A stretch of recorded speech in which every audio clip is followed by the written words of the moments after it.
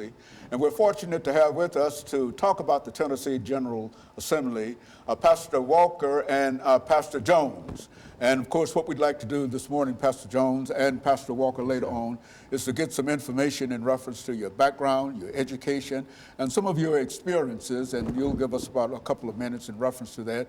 And Pastor Walker will give us similar kinds of information, and then that will allow us to get out of this first 6-minute segment.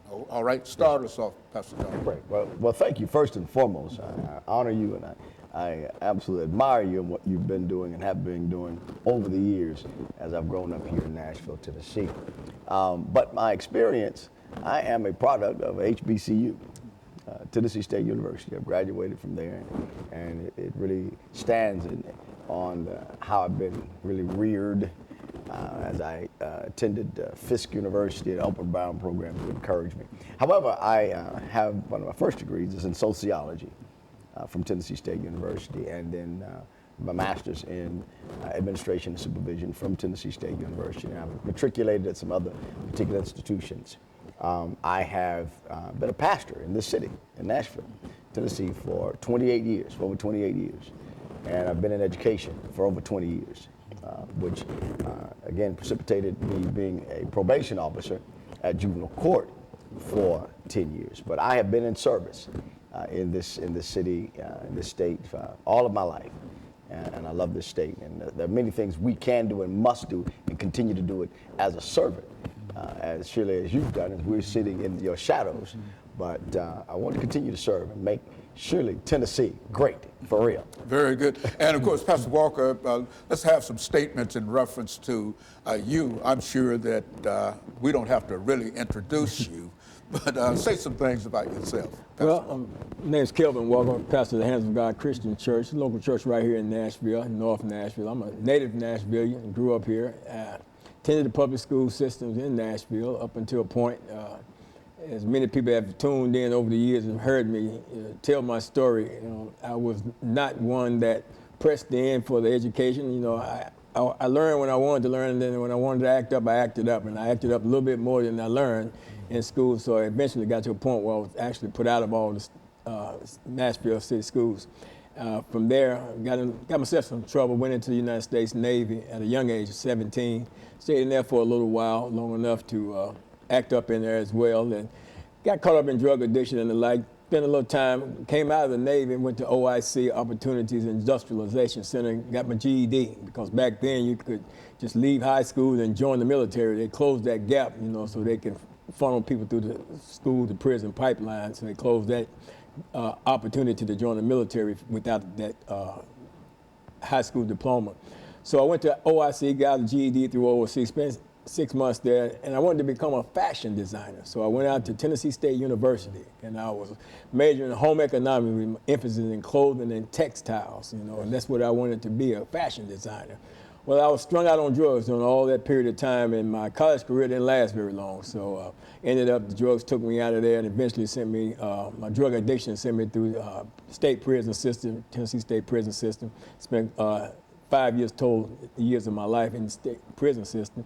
Got out unreformed, spent some more time in locked up, but God changed my life back on August 24th, 1986, called me in the ministry, and I've been pushing forward ever since, and always advocating on behalf of, definitely the less fortunate. I'm always trying to uplift the drug addicts and the alcoholics and the homeless and the like, and I've been doing that for the last 31 years now. So, and I'm just delighted to be here on your show this morning with Pastor RJones, who just happens to be my cousin.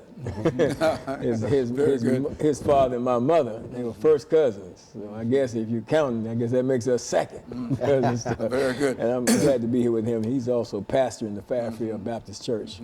And so, Pastor Jones, I would imagine that listening, and you've heard his story many times, I'm sure. Yes. But in listening to his story, you understand what redemption is all about. Oh, and I think you, as a probation officer and et cetera, you can really understand that. I can understand it, and I think most of us should be able to understand it, because all of us have been given another chance. That's right. Somewhere along the way. Or 3 or 4 chances Yes, somewhere along sir. the way. Yes, sir. And very good. I'm just delighted to have the two of you here with us to talk about the Tennessee General Assembly. And so what we'll do during the second segment, we'll give you an opportunity to say something about the Tennessee General Assembly and some of the things that you think should happen in the state of Tennessee in reference to legislation, in reference to national recognition, or however you wish to approach that. And I'm sure that Pastor Walker will help bring us up in reference to it. And so what we'll do, we'll take this first commercial break, and we'll be back with our audience following this very, very short commercial break.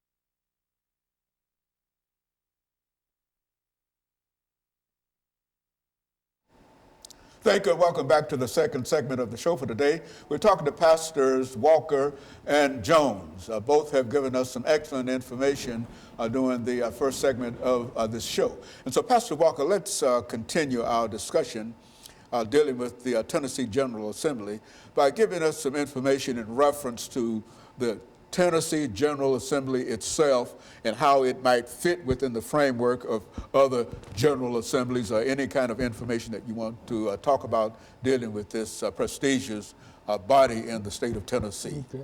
You know, Dr. Haney, let me say that, I may not be the sharpest tool in the tool chest, but I'm smart enough to know that with all the different issues and things that is confronting us in our communities and our society that we're living in, one of the things that we can't do and expect to get a result, let me say it like this: we can't march away these problems. We can't be so event-oriented that every time something happens, there's a group of people come together and they make protest about that. Now, it's good to get out and protest, you get your voice heard, because the powers that be know that you're concerned about the issues and you got something to speak and say to it. But to think that simply marching down the street is going to help deal with gun violence, it's going to help deal with the issues concerning rapid transit, housing, that's not going to get it. It's going to take some legislation, and it's going to take people in that body, in that Tennessee General Assembly, to bring forth these bills that's going to be significant and help transform our communities and people's lives. And you got to have the right people to do that. You got to have people that's in these places that are not afraid, that are not system people. You know what I'm saying? System people that just get in there and go with the flow. People make promises and they go with the flow. We need people that's going to stand up and be that, and when you look at voting, it's so important. But when you vote, it's not just voting, it's who you're voting for. And whether or not that individual that you're voting for is going to represent your interests, And I just need to say, that Pastor Jones is currently, running also for the 19th district senatorial seat in the state of Tennessee. And I think that, well, I don't think it, I know that inside of that body, there will be some changes, man. There'll be some differences made, because you got somebody that think and you got somebody that cares. Yeah, the compassion of a pastor's heart and then the wisdom of a man that knows what's going on in the community and not afraid to address those issues, as evidenced by some of the things that he's already done in terms of helping the ex-offenders through his Kingdom Cafe down there restaurant. And I'm sure he'll speak to that as well. But this is what we need. We need voices that are not afraid to be a voice. You know, we don't need people that hit the mute button when it's time to turn up the volume. Good. You know? And that's I think that's what we need. And so, Pastor Jones, within that framework, what are some of the things that you consider to be important dealing with the Tennessee General Assembly, and things that you would like to change, or things that you would like to see expanded, or whatever? Talk about the Tennessee General Assembly from your perspective. And I'm sure that you've got a lot of information because you're involved with the probation program and et cetera, and et cetera. Yes. But talk to some of the things, and even if you have to deal with gun violence and some of the things that we're talking about, how do you see those things? I think one of the real important and pertinent things that the Tennessee General Assembly has to begin to look at and examine for the state of Tennessee, for all of us, and that's education. Education is absolutely key. Education is something we need to really look at and see, are we effectively doing it? Are we really putting the dollars in where it's making giving us the best return? Is the curriculum as such that it will help the future of the state? Understanding and being clear that everybody has a right to life, liberty, and the pursuit of happiness. I think that's one of the most important things that the General Assembly must address and follow up on it, and not just coach from the couch. We need to get into the schools and see what's going on. If it's not working, and if we keep doing the same thing, expecting different results, Dr. Haney, that is insanity. And so we've got to do better, and we all are part of the state of Tennessee, all of us, and that means everybody should indeed be getting a helping hand, and not a handout, but a helping hand, because it belongs to the people. Another piece that we've got to address with this General Assembly is economic empowerment and development. You know, it's good sometimes you see the bigger things that are taking place, but we need representation that's going to indeed look at what's happening on Jefferson Street, look at what's happening in the particular areas all over the state of Tennessee, to make sure that it is developing properly. But it has to be communicated. It's got to be a part of community. And community, two things in community, Doc, I hear. Communication, definitely having conversation, but also unity. And I think we can do that. Now, I think this education piece has said one more thing about education. Education, it doesn't matter whether you're Republican, Democrat. It doesn't matter whether you're black, white, red, yellow, green. You want your baby to know how to read, write, and do some math. We need to tool them. Another thing we need to really look at, sir, is criminal justice reform and what we're doing. I've run into some children. I've met a 19-year-old, well, he's not 19, but this boy, I remember he was 19 years old. He had never got in trouble before, sir, never. And he met a cousin, come up from another state, and that cousin brought him 6 pills and a pistol, and gave him that 6 pills and a pistol in a school zone. All right, this boy, young boy, good boy, raised in a good family. A security guard at a particular establishment saw that exchange, knocked on the boy's window. The boy let the window down. The security guard told the boy, "You stay right here while I call the police." And the boy stayed there, because he was raised in a good family. The police came and found 6 pills on him and a pistol in the school zone. Well, that means he has to go to jail. Well, he was graced with 6 years of probation, but he was condemned to a felony for life. This boy's 30 years old now. He still has this felony on him. I think we can do better than that. And during this 6 years, he never, ever got in trouble again. But he has a felony. And that little box that the legislature decided that doesn't have to be on the application, still, when he goes to apply for a job, sir, and that can determine whether or not he moves forward or whether he stands still. Absolutely. That creates recidivism. That creates a horrible state to live in, and we can indeed do better. And of course, Pastor, we've got about a half a minute before we come back, but before we end this show for this segment, and when we come back, we'll have 10 minutes, and we'll start with you, because I know that some of the things that Pastor Jones has said this is your topic in a real sense. This is what you talk about all the time, and as a matter of fact, you came to us originally talking about some of the issues that involve probation, and I think you've seen it all in a real sense if you're involved in the education program as well as in the probation program, that there are so many things that have to be changed, and we'll talk about some of those things. And we'll be back with our audience following this very, very short commercial break.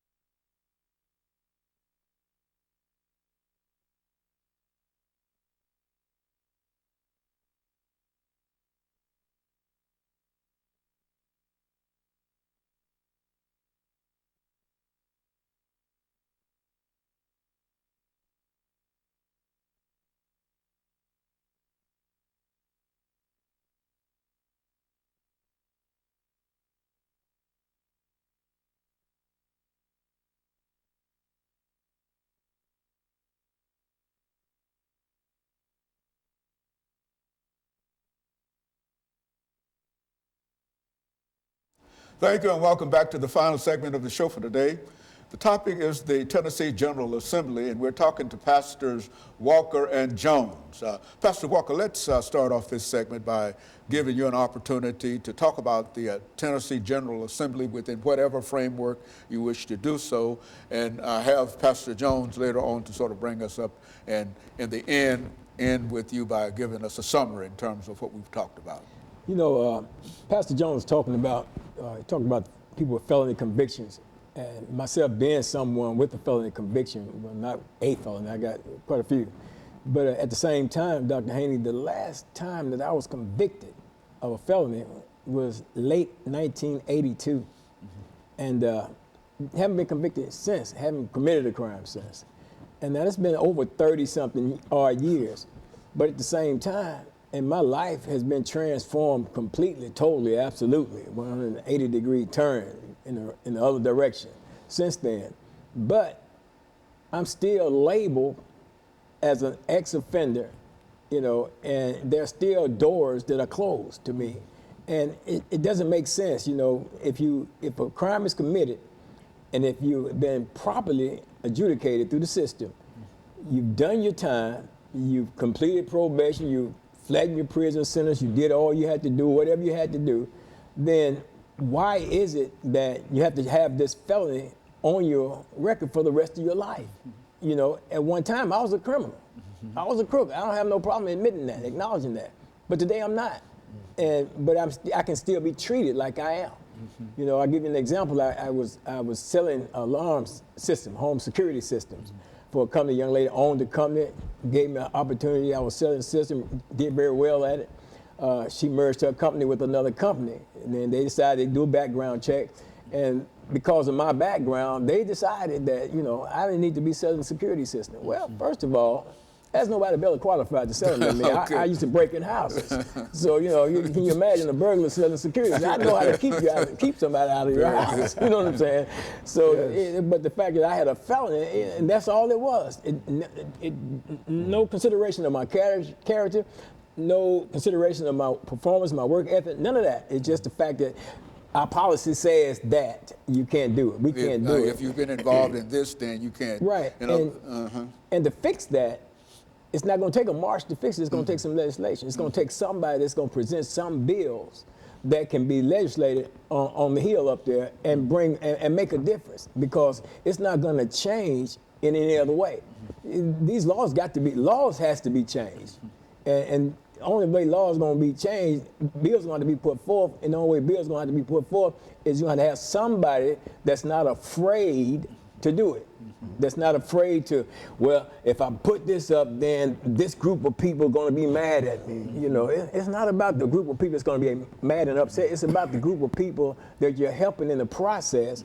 And unless I'm wrong about this, when I go to the polls and vote for somebody, I'm voting because I'm thinking that they're going to go in there and represent my interests, you know, without fear of their constituents, like their colleagues or what have you, but they're going to go in there and get the job done. So, Pastor Jones, as a person who has been involved in education as well as the criminal justice system, Yes, sir.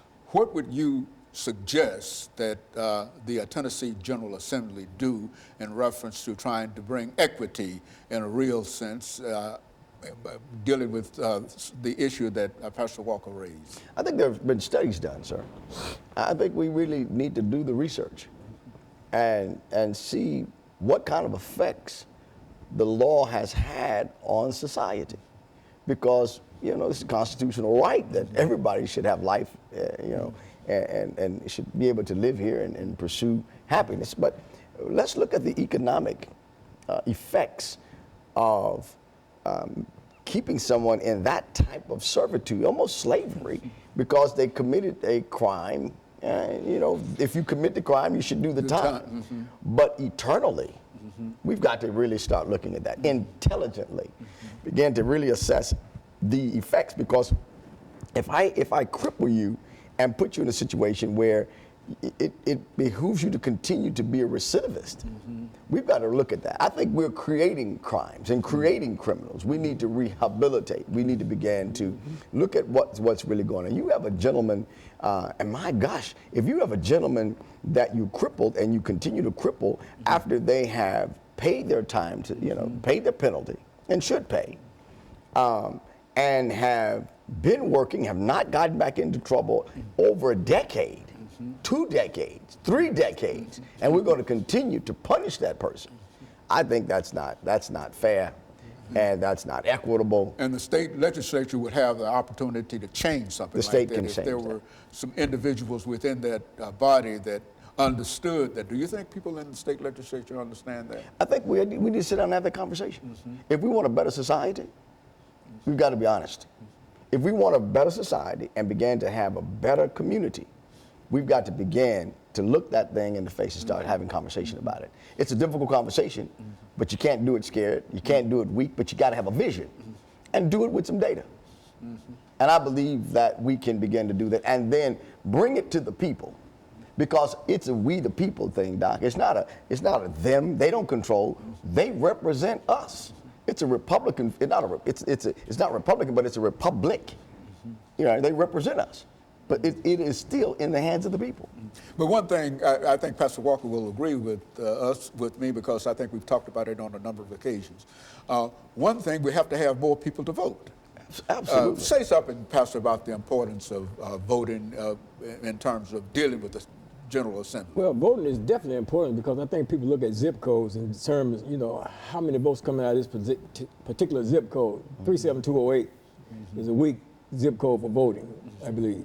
So if you're not voting, then they don't look at you in terms of representing you. You know, if you're not voting, it's saying, well, I don't want better sidewalks in my community. I don't want better this or better that in my community, because I'm not voting.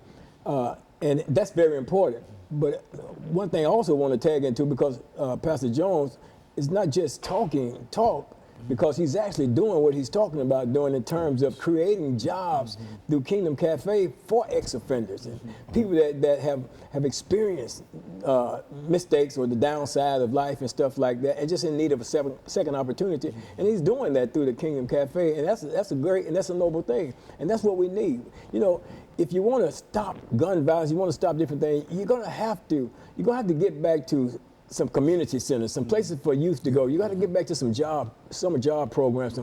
Got to create some jobs. Money is the common denominator. It's the common denominator. People are doing all these things because they're trying to make some money. They want to make some money. They want to live good. They want to live better. So they get out there and they try to find any means and mechanism that they can find to do so. But if you got somebody that's creating jobs, you know, that's a whole different thing. Very good. And I think that the kingdom, talk about that, Kingdom. And how you're helping to rehabilitate individuals in there. Well, Kingdom Cafe and Grill, formerly Harper's, a restaurant on Jefferson Street. There have been many crying and saying that Jefferson Street is going down. Well, we've got to be proactive. We've got to lead. So we purchased Harper's and renovated it using convicted felons. And I would suggest anyone would go there. I would hold that restaurant against any restaurant in this city in terms of its excellence, its level of excellence. And also those that are employed, we give them a second opportunity. One particular story I tell you, there was a gentleman who's a convicted felon that he came in and he said, look, I can rebuild the air conditioning units. And he articulated it, he knew, he understood. He was a convicted felon though. He absolutely renovated those systems and then started his own job, started his own business. And now he's hiring people, okay? And doing a fabulous job. So those are the kinds of things we need to understand, and that it could help the economy. We can empower and develop the economy if we don't cripple people and let's start saying, look, let's give them another chance, another opportunity. And those things we can and we must do that. And along with housing and there's some other things in the community that the General Assembly has to take a lead on. The people must take a lead on. But we've got to vote. Haney, we've got to vote.